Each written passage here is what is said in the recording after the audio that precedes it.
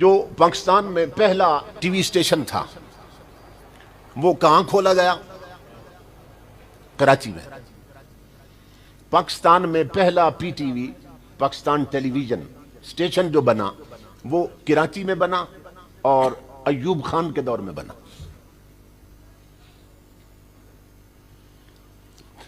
اس کا جو پروڈیوسر تھا، جو بڑا آفیسر تھا، اس کو ایم ڈی کہہ لیں آپ، وہ ذوالفقار علی بخاری تھا۔ تو جنہوں نے اس کے ساتھ مل کر اس پورے اسٹیشن کو چلانا تھا، اس نے ان تمام لوگوں کو اکٹھا کیا۔ ان میں پروفیسر شمیم احمد بھی تھے۔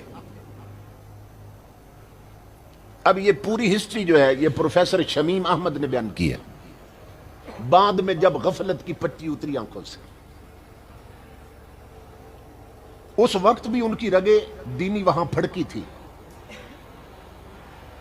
جب وہ ان کا ایم ڈی انہیں خطاب کر رہا تھا، اس نے ایک کانفرنس کال کی اور پورے ساتھیوں کو اکٹھا، جو کرو تھا پورا ان کا، اس کو اکٹھا کیا۔ اس نے یہ پوری ریٹن میرے پاس ثبوت موجود تھا۔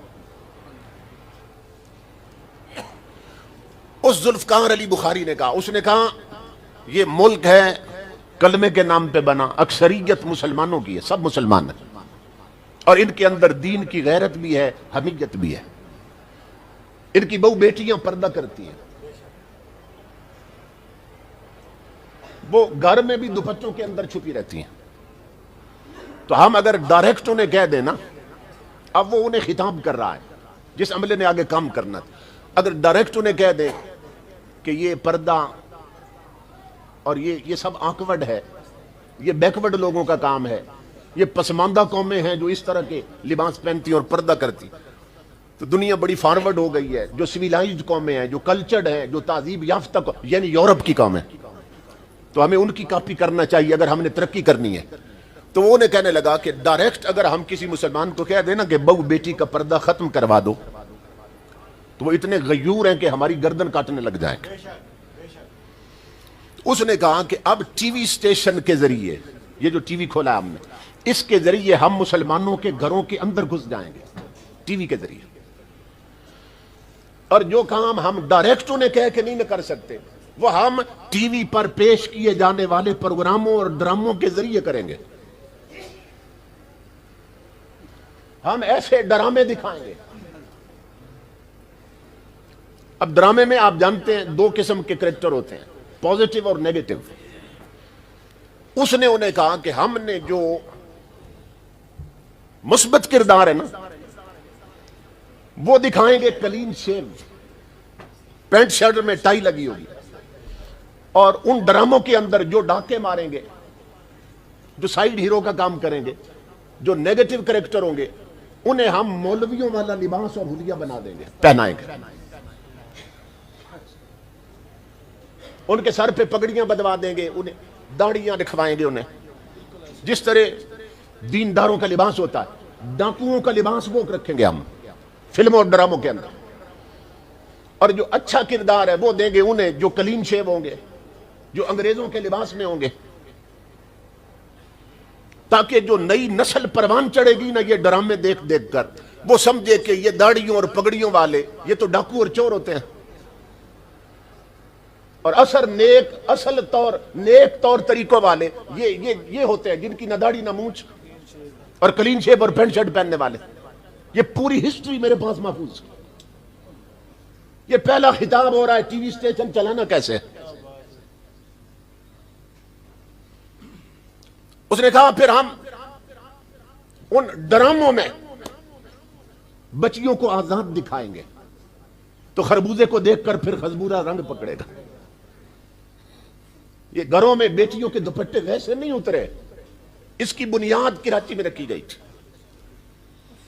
اور پھر جو میں بات سمجھانا چاہتا ہوں، یہ انفارمیشن اور نالج میں کیا فرق ہے۔ پھر اس نے کہا اپنے جو کام کرنے والے تھے، اس نے کہا تم میں سے میں 200 روپیہ تنخواہ میں اسے زیادہ دوں گا کہ جو تھوڑی سی عربی سیکھے گا، عربی زبان میں۔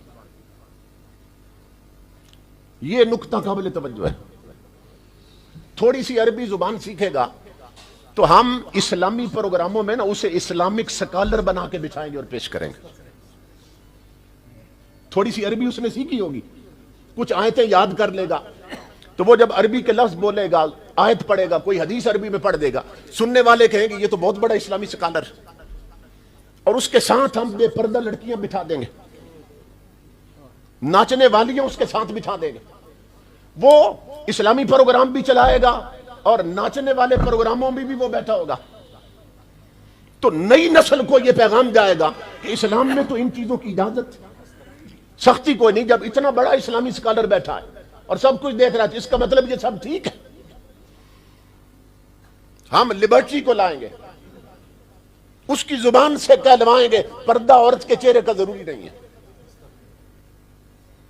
یہ تب سے ہمارے ملک میں یہ کھیل اب تک کھیلا جا رہا ہے, اور ہار آنے والے بے غیرت حکمران نے اس بے حیائی کو بڑھانے میں اپنا حصہ ڈالا ہے. اسے کم نہیں کیا انہوں نے. قوم کے حکمران قوم کی بیٹیوں کے باپ کی جگہ پہ ہوتے ہیں. امام الانبیاء کے غلاموں, اسی حکومت نے جب یہ اعلان کیا کہ 500 روپیہ جرمانہ کیا جائے گا جو موٹر سائیکل چلاتے ہوئے ہیلمٹ نہیں پہنیں گے, اور پیٹرول سٹیشنوں پہ انہیں پیٹرول بھی نہیں دیا جاتا تھا جس کے سر پہ ہیلمٹ نہیں ہوتا تھا. صرف 500 جرمانے کے دھمکی پر ہیلمٹ سروں پہ آیا کہ نہیں آیا؟